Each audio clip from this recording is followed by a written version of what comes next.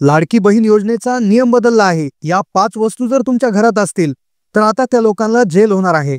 लाडकी बहीण योजनेची लाभार्थी जर तुम्ही असाल आणि तुम्ही जर या अटी पूर्ण केल्या नाही, अटीच्या विरोधात जाऊन जर तुम्ही लाभ घेतला असेल तर तुमच्यावर होणार कारवाई।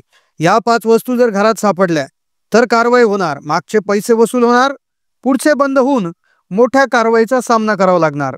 लाडकी बहिणीचा हप्ता 1500 वरून 2100 झालाय तर तो 3000 होणार आहे। पण या 5 वस्तू तुमच्या घरात जर असतील तर तुमच्यासाठी अडचण निर्माण होईल, कारवाई होऊ शकते, जेलही होऊ शकते। लवकरात लवकर तुम्ही आपल्या घरामध्ये चेक करून घ्या। जर लाडक्या बहीण योजनेचे काही हप्त्यांचे तुम्ही पैसे घेतले असतील, 1-2 हप्ते यायचे राहिले असतील, दिवाळी बोनस गॅसचे पैसे राहिले असतील, पण या 5 वस्तू जर तुमच्या घरात असतील तर आधीचे पैसे तर विसराच, पण आलेले जरी असतील तुम्हाला पैसे तर तेही वसूल होऊन जबरदस्त कारवाईचा सामना करावा लागेल, कदाचित जेलही होऊ शकते।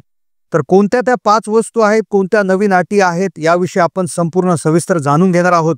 व्हिडिओ अतिशय महत्त्वपूर्ण आहे, कारण की आता हप्ता वाढलाय। आता हप्ता 2100चा 3000 देखील झाला शकतो आणि ज्यामुळे आता वर्षाला 36,000 आणि योजना चालेल 5 वर्ष, तर जवळपास 1,80,000 रुपयाचं तुमचं नुकसान होऊ शकते। त्यामुळे हा व्हिडिओ कृपया शेवटपर्यंत तुम्ही तर पाहाच, पण जास्तीत जास्त माता भगिनींना हा व्हिडिओ शेअर करायला विसरू नका। लाडकी बहीण योजनेचा नियम बदललाय। या 5 वस्तू जर तुमच्या घरात असतील तर तुम्हाला होणार मोठी अडचण, तुमची योजना बंद होऊन तुमचे जुने पैसे वसूल होतील। एवढंच नाही तर मोठी कारवाई, तुरुंगवास देखील त्या ठिकाणी होऊ शकतो। आपण ही माहिती घेतोय मुख्यमंत्री माझी लाडकी बहीण योजनेच्या अधिकृत पोर्टलवरून। आता 2 अतिशय महत्त्वाचे अपडेट 1 ते 2 दिवसात आलेले आहे, ज्या प्रत्येक महिलांना माहिती असणं गरजेचं आहे।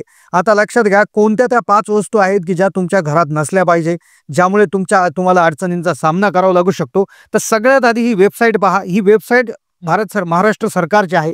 तर तुम्ही इथे पाहू शकता की जवळपास 1,12,70,000 महिलांनी इथे अर्ज भरून 1,66,000 6 लाख जवळपास म्हणजे 1 कोटीच्या वरती महिलांना याच्यावरून लाभ मिळाला। तसं तब्बल 2.5 कोटीपेक्षा जास्त महिलांना लाभ मिळाला। आता तुम्ही इथे पाहू शकता की आता हा जो अर्ज आहे बघा, जो अर्ज होता तो अर्ज आपण भरला। आता हा अर्ज तुम्ही स्क्रीनवर पाहू शकता। आता पहा कोणत्या वस्तू नाही पाहिजे आणि काय प्रॉब्लेम झालेला आहे ज्यामुळे तुम्हाला अडचण होऊ शकते, कारवाई होऊ शकते, कोणत्या 5 वस्तू आहे ज्यामुळे डायरेक्ट जेल देखील त्या ठिकाणी होऊ शकते। पण आता काय, हा अर्ज तुम्ही बघितला असेल, हा अर्ज बघा, याच्यावर तुम्ही असा अर्ज भरला असेल, ऑनलाईन भरला असेल, ऑफलाईन भरला असेल, पण आता या अर्जामध्ये मुख्य गोष्टी ज्या आहेत, तुमचं नाव, नंबर असेल, पत्ता असेल, आधार कार्ड नंबर असेल, या सर्व गोष्टी आहेत। त्यानंतर खाली कागदपत्र आहेत, कागदपत्रामध्ये बँक खातं, आधार कार्ड, पॅन कार्ड, या सर्व गोष्टी आहेत।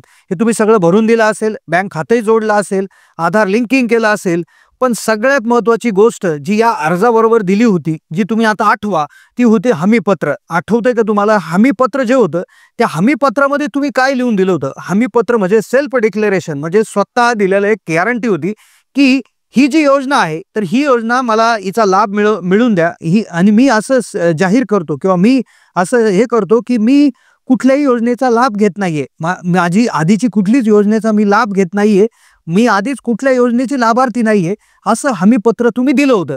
पण 2 दिवसापूर्वीच सरकारचं जे माझी लाडकी बहीण योजनेचं जे अधिकृत पोर्टल आहे, अधिकृत वेबसाईट आहे, तर त्यावर एक नवीन ऑप्शन निर्माण झालाय।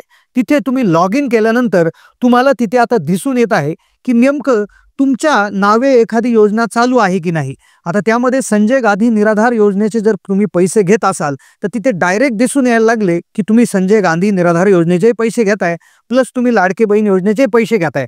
मग आता हे तर जाऊ द्या, याने तरी काय होईल, हे जर संजय गांधी आणि लाडकी बहीण या दोन्हींची एकत्र, किंवा महिला शेतकरी असेल, शेतकरी सन्मान निधी अधिक लाडकी बहीण 2 योजनेचा पैसा घेत असेल, त्यांना जास्त प्रॉब्लेम होणार नाही।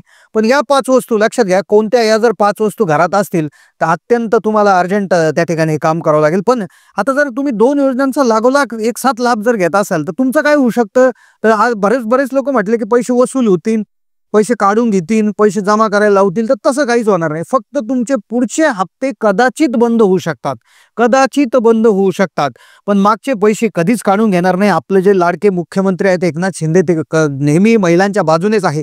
पण झालं काय, या 5 वस्तू ज्या आहेत, 5 गोष्टी आहेत, त्या जर तुमच्या घरात असतील तर मग मात्र तुम्हाला मोठ्या कारवाईला सामोरं जावं लागेल। कारण काय झालं, महिलांनी फायदा घेतला, भरपूर पुरुष जे आहेत त्यांनी काय केलं, महिलांच्या नावे अर्ज भरून अगदी 100 50 अर्ज भरून पैसे घेतले, पुरुषांनी पैसे घेतले, तर अशा भरपूर गोष्टी आल्या आता त्यामध्ये अर्ज प्रक्रिया करताना इथं अपात्रता तुम्ही इथे पाहू शकता. अपात्रतेमध्ये त्यांनी लिहून दिलं होतं की ही लोक अपात्र असतील, पण त्यांच्या घरात या वस्तू जर असते तर अपात्र असतील. तर सगळ्यात आधी अपात्रतेचा पहिला नियम होता की 2.5 लाखापेक्षा तुमचं उत्पन्न अधिक नसायला पाहिजे होतं. आता भरपूर महिला आहेत की ज्यांच्या घरातलं उत्पन्नही भरपूर आहे, पण ठीक आहे की शेती वगैरे मधून असेल तर ठीक आहे. पण दुसरी गोष्ट जी होती, दुसरी गोष्ट तुमच्या घरात नसेल ती म्हणजे आयकरदाता. तुमच्या घरामध्ये कोणी टॅक्स भरत असेल, तुमच्या म्हणजे उदाहरणार्थ तुमच्या घरात आई वडील मुलगा असं म्हणजे साधारण एक 5-6 जणांचं कुटुंब आहे आणि 2 महिला त्या ठिकाणी त्या घरातले लाभार्थी आहेत. पण त्या घरामध्ये एकही जण कोणी आयकरदाता नसावा. बऱ्याचशा महिलांनी असं केलं की स्वतः ते आयकरदाता आहेत किंवा त्यांच्या घरामध्ये कोणतरी कर भरत आहे, कोणतरी टॅक्स भरत आहे. तर अशा महिलांनी देखील याचा लाभ घेतलेला आहे. तर आता आता हे ठीक आहे, कदाचित सरकार यामध्ये काहीतरी चेंजेस करू शकेल. पण त्याबरोबर एक सगळ्यात म्हणजे सीरियस गोष्ट जी आहे की जी तुमच्या घरात बिलकुल नसायला पाहिजे, स्पष्ट लिहून दिलं होतं.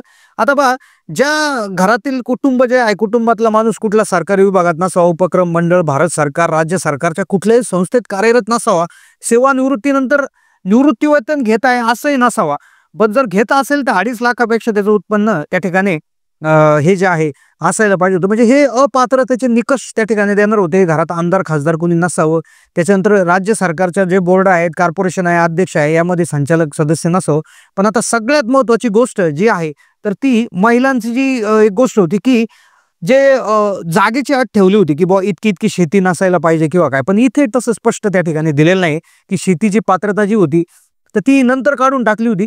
पण एक जी वस्तू आहे बघा, एक वस्तू काय सांगितली होती की 4 चाकी गाडी जी आहे, 4 चाकी गाडी म्हणजे 4 व्हीलर, 4 व्हीलर गाडी जर तुमच्याकडे जर असेल, मग ट्रॅक्टर वगळून जर महिलांच्या घरी जर ट्रॅक्टर असेल शेतीसाठी, तर तो ट्रॅक्टर यामधून वगळला होता. पण 4 व्हीलर गाडी मग कुठली असू द्या, मग ती कुठल्याही कंपनीची असू द्या, मग ती सेडान क्लास असू द्या, स्पोर्ट्स एसयूव्ही असू द्या किंवा युटिलिटी व्हेकल असू द्या किंवा कुठल्याही प्रकारची जी 4 चाकी वाहन होतं का, तर ते त्यांनी डायरेक्ट अपात्र जे आहे त्यामध्ये मान हे केलं होतं.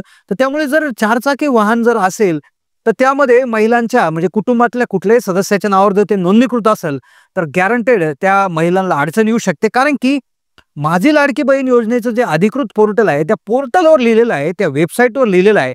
त्यामुळे नक्कीच या वस्तू जर घरामध्ये असतील, आयकरदाता कुणी असेल किंवा 2.5 लाखापेक्षा जास्त उत्पन्न असेल किंवा कुणी सरकारी कर्मचारी असेल किंवा आमदार खासदार घरामधनं कोणी असेल किंवा सरकारच्या बोर्ड कॉर्पोरेशनमध्ये कर्मचारी कोणी असेल किंवा 4 चाकी गाडी घरात असेल, तर या गोष्टी अगदी काटेकोरपणे पहा. नाहीतर काय होणार आहे, आता 2-4 दिवसात 5 दिवसामध्ये निवडणूक जशी होईल, निकाल जसा लागेल तसं सरकार कुठले आलं तर महिलांचा जबरदस्त फायदा आहे आणि प्रचंड पैसे सरकारच्या माध्यमातून महिलांना येणार आहे. पण कदाचित हे पैसे तर बंद होतील, पण कदाचित मोठी कारवाई देखील त्यामध्ये होऊ शकते. तर त्यामुळे नक्कीच तुम्ही या गोष्टी बघून घ्या आणि नक्कीच जास्तीत जास्त महिलांना हा व्हिडिओ शेअर करायला विसरू नका. धन्यवाद.